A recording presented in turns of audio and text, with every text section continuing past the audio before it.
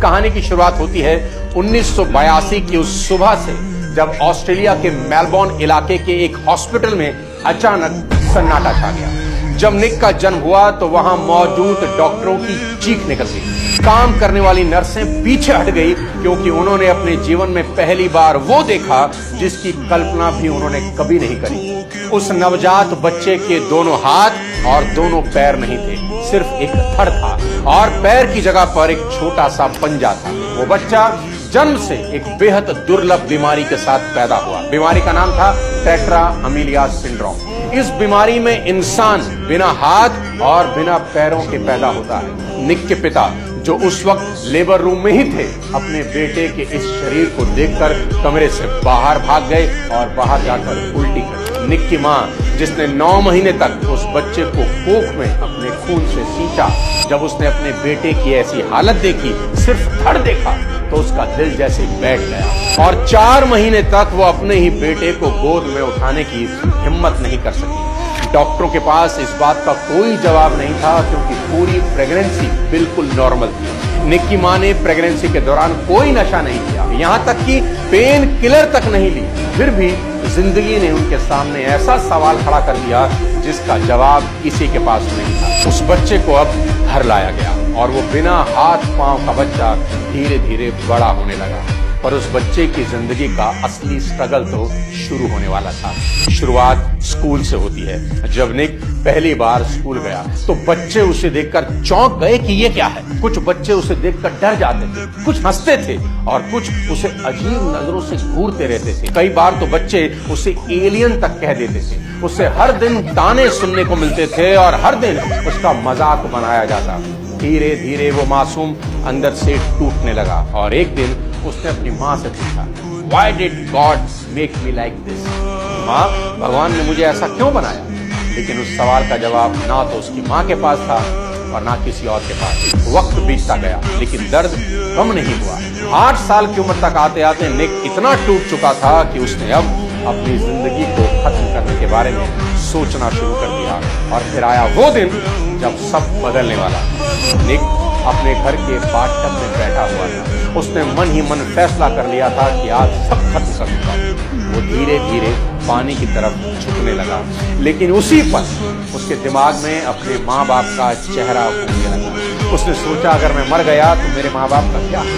और निक ने अपना फैसला बदल दिया और उस दिन पहली बार निक के मन में यह ख्याल आया कि शायद मेरी जिंदगी का कोई तो मकसद है। भगवान ने मुझे यूं ही पैदा तो नहीं किया होगा। और यही वो पल था जहां से टूटा हुआ बच्चा आगे चलकर एक ऐसी कहानी बनने वाला था जो पूरी दुनिया को हिम्मत सिखाने वाली। निक ने सुसाइड करने का ख्याल डाल दिया। यहां से पॉजिटिव सोच की जिंदा मिसाल शुरू होती है दोस्त। निक ने सोचा कि चलो अब भगवान को दिखाते हैं। भगवान ने हाथ पैर नहीं दिए तो क्या हुआ, मेरा हौसला ही बहुत है। उसने आसमान की तरफ देखकर कहा कि दुनिया में मिसाल बनने का वक्त आ गया है। अब अपनी तकदीर बिना हाथों के लिखूंगा। अब उसने वो किया जिसकी कोई उम्मीद भी नहीं कर सकता था। उसने अपने उसी धड़ के साथ कोशिश शुरू की। उसके पास एक छोटा सा पंजा था। उसने उसी से धीरे धीरे लिखना सीखा।